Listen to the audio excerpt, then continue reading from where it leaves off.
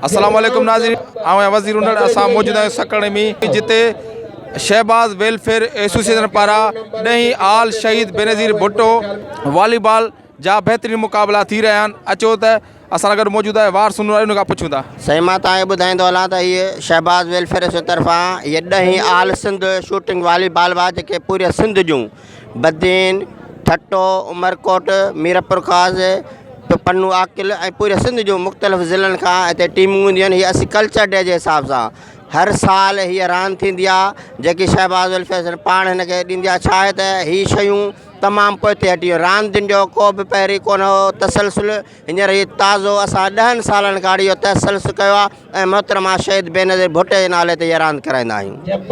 नाज़रीन असां गॾु मौजूद आहे vice president Shahbaz welfare association Abdul Malik Nurai. अचो साण ॻाल्हि ॿुधायो जी था। शहबाज वेलफेयर एसोसिएशन पारां हर साल जे हिन साल बि सिंध जे सकाफ़ती ॾींहं ते असां आल सिंध मोहतरमा Benazir Bhutto shooting volleyball tournament कराई आहे। हिन टूर्नामेंट में ऑल ओवर सिंध जूं टोटल जेके मायानाज़ टीमूं आहिनि उन्हनि शिरकत कई आहे। जी वाह, जेका हीअ शहबाज वेलफेयर एसोसिएशन जेको मैच रांदियूं बि कराइनि इन में मतिलबु तव्हां छा चवणा? बिस्मिल्लाहिर्रहमानिर्रहीम, इंतिहाई सुठो क़दम आहे। अहिड़े नंढनि नंढनि ॻोठनि में इहे तफ़री प्रोग्राम ऐं इहे गेम्स जेके थियनि गेम्स खे हथी ॾिनी वञे ऐं उनखे प्रोमोट कयो वञे त जीअं ॿाहिराड़ी इलाइक़नि में बि रांदि पहुचे ऐं सुठा सुठा रांदीगर जेके आहिनि इंटीरियर मां बि निकिरी अची पाकिस्तान टीम में शामिलु थियनि ऐं तमामु बहितर क़दम आहे। ऐं ॿियनि ॻोठनि में ॿियनि शहरनि में इहे प्रोग्राम थियणु खपिजे।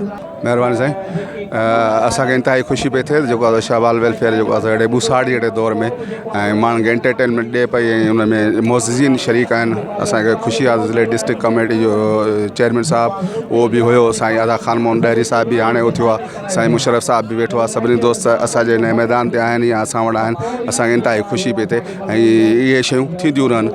जी नाज़रीन, असां मौजूद आहियूं सकरण में जिते शहबाज वेलफेयर एसोसिएशन पारां आल सिंध वॉलीबॉल टूर्नामेंट तव्हांखे ॾेखारीसूं जेको एतमाद कयो वियो सकरण में ऐं तमामु जेके सकरण जे इर्द गिर्द जा माण्हू आहे उन्हनि तमामु जेको लुत्फ़ अंदोज़ थी रहिया उन में जेके सरदार जाम फिरोज़ उनड़ ख़ासि ख़ुसूसी महिमान हुआ। कैमरामैन शान सां गॾु वज़ीर उनड़ HRJDO न्यूज़ सकरण।